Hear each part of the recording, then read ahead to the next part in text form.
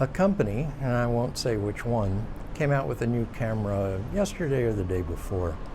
And there are a bunch of YouTubers who get demo versions to review a couple or 3 days before you can publish that you've gotten it.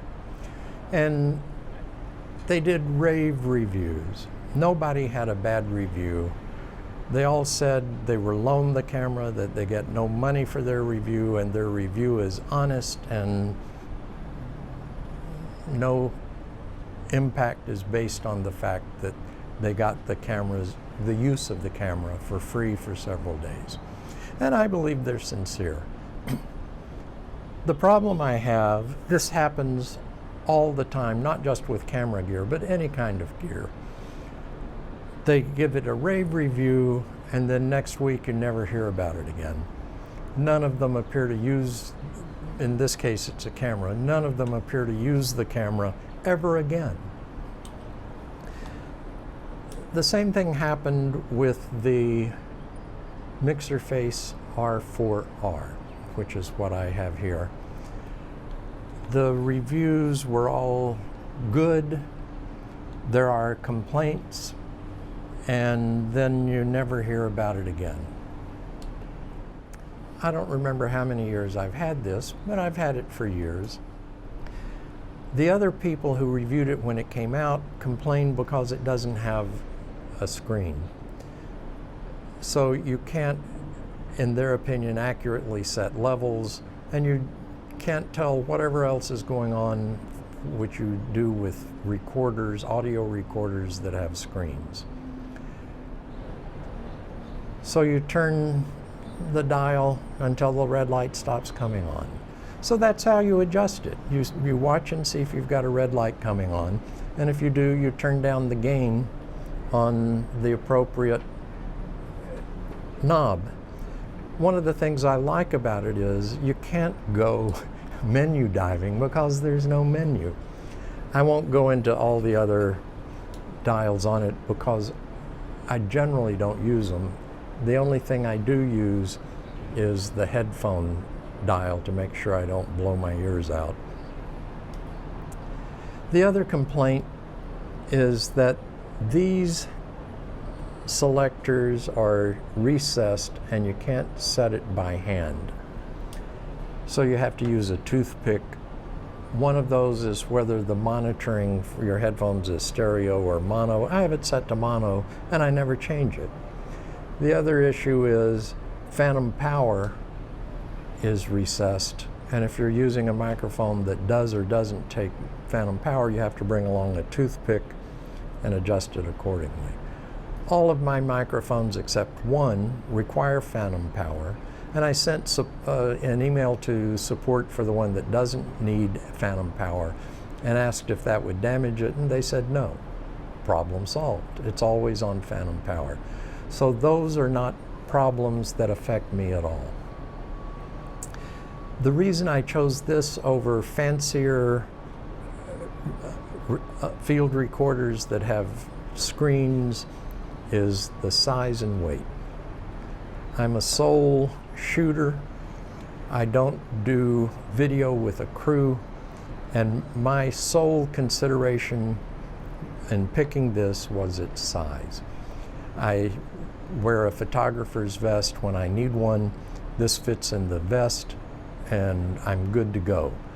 I do not need somebody with an audio bag and a boom pole to go along with me. I just use this.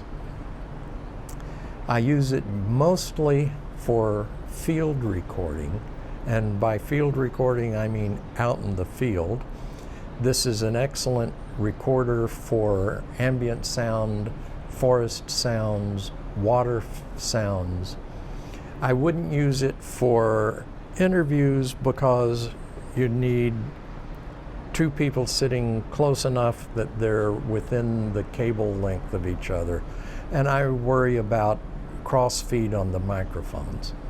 Maybe I don't need to. Now, I do have problems. When I started out, you can see it sets up So I'm in a place where I'm on the ground, and I can set it up, punch record, start the camera, and then walk away and get a video without me having to be there. The problem with it is, if I'm on the ground, it has happened that I pushed this little button when I set it in the grass or on the gravel. I pushed that little button and it stopped recording. The other little problem I have is that this is the SD card and it's exposed. That gives me some problem, some concerns with moisture. If the grass is wet, I don't want to put this in there where the grass is wet because there's no protection. The other problem is this gets pushed out. You know, you push it in to eject it, it gets pushed out. That leads me to my most severe criticism of the audio recorder. I've set it to erase the card. You turn it off, hold down the record button, hold down the power button until the power comes on, and continue holding the red record button until it starts flashing. When it starts flashing, you press the stop button and you get this flashing orange, and then the flashing stops and it's erased the card, and then you turn the unit off, and then when you turn it back on, you're there with a fresh card.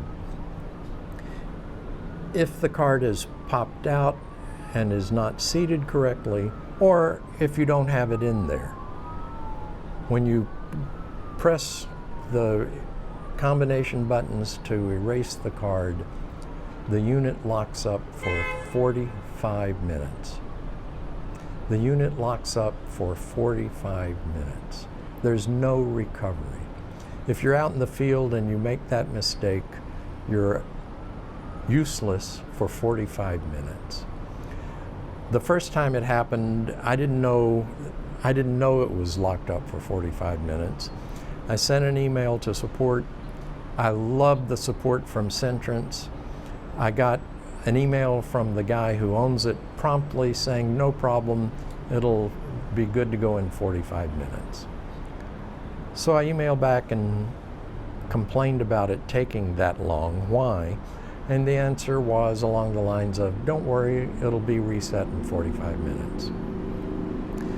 I did it again. I accidentally, when I say accidentally, it's operator error.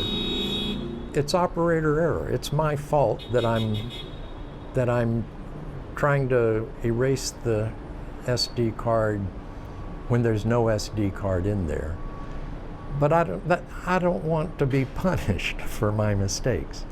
So the second time I did it, I sent another email and said, is there some reason that it takes 45 minutes to reset? And the answer was along the lines of, don't worry, it'll reset in 45 minutes. So apparently it's a feature, not a bug. I'm not happy with that. I've used it for I don't know how many years. It works fine. Centrance has among the best support of any item of gear I've got. Prompt responses, apparently from the owner, and incredibly helpful information. He doesn't just answer the question, he answers the problem that I raised that I didn't know I had. So I'm very pleased with the support that I get from Centrance. So here's my long-term use review of a field recorder that I like a lot and that deserves more credit than just the day it comes out, rave review, and then never see it again. It's not widely used, and I suspect there are reasons that I'm not aware of, but my point again is it fits in my pocket and I can take it anywhere. The battery is said to last 8 hours, and I have never run out of battery. I'm not going to be anywhere 8 hours, and I'm not willing to turn it on and let it record for 8 hours while I sit there and watch it. Not going to happen. I don't see any problem having dials on the front. For me, it's no problem not having all the whiz-bang LCD screens and waves and frou-frou that you get on a bigger field recorder. This does what I need in a size that I require.